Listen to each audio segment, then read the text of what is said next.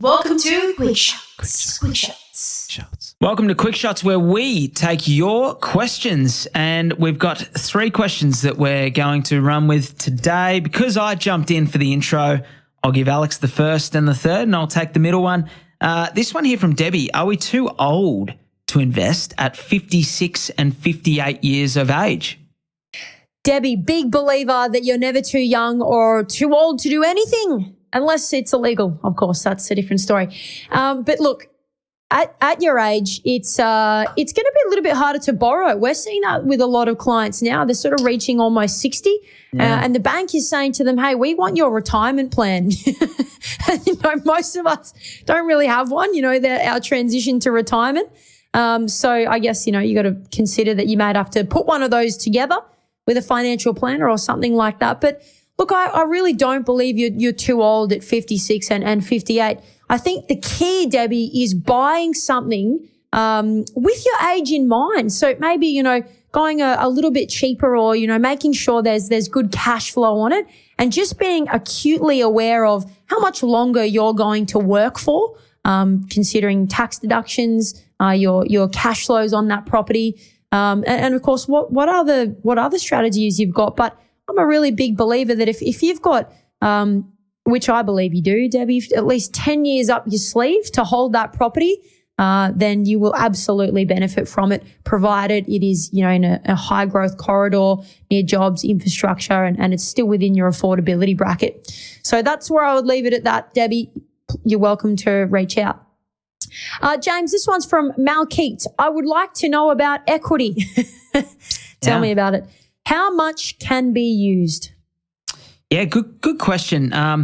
So I'll use an example, and it will differ depending on your situation, but the rule of thumb is you can borrow up to 80% of your property value.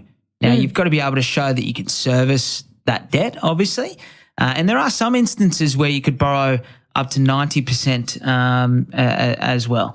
But let's say, rule for most, and I'll give you the one size fits all. So, Malkeet, if you had $1 million home and you owed $500,000 on it, you owe 50% on what the property is worth. If you borrowed up to 80%, that would take you to $800,000, which is 80% of the $1 million.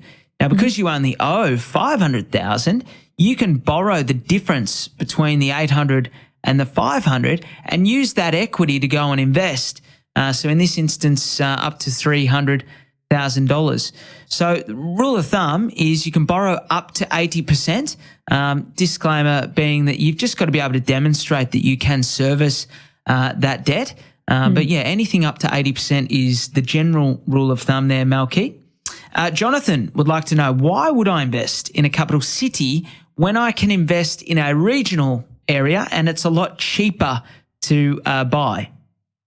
Oh, man, have I been smashed with this question over the last couple of years, especially how when we've seen regional areas perform quite well due to the COVID regional shift.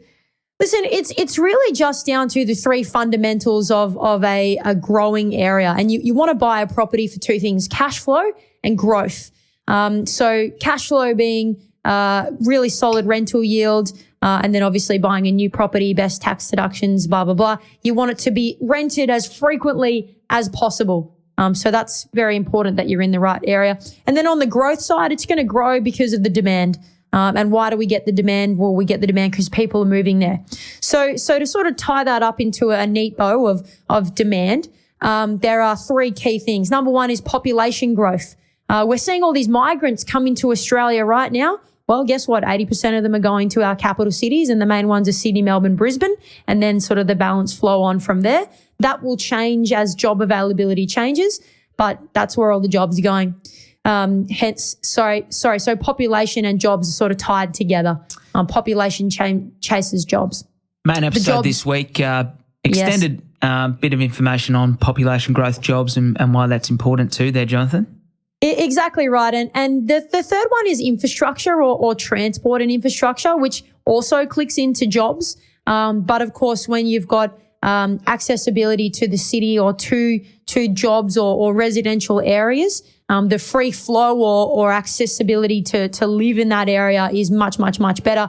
And typically regional areas don't really have that. You might have a regional bus or most people drive. So to summarize there, you want cash flow and growth, and that is significantly fueled by population growth, jobs and infrastructure, Jonathan. That's not to say you might do okay in regional, but I would like to put my bets on something a little bit more certain. A couple of cities where the population typically goes. Thanks, guys. If you've got questions, send them in. We love to hear from you. We'll see you next week. Thank you so much. Thanks for listening to another episode of The Double Shot with your favourite cousins, Alex and James Fitzgerald.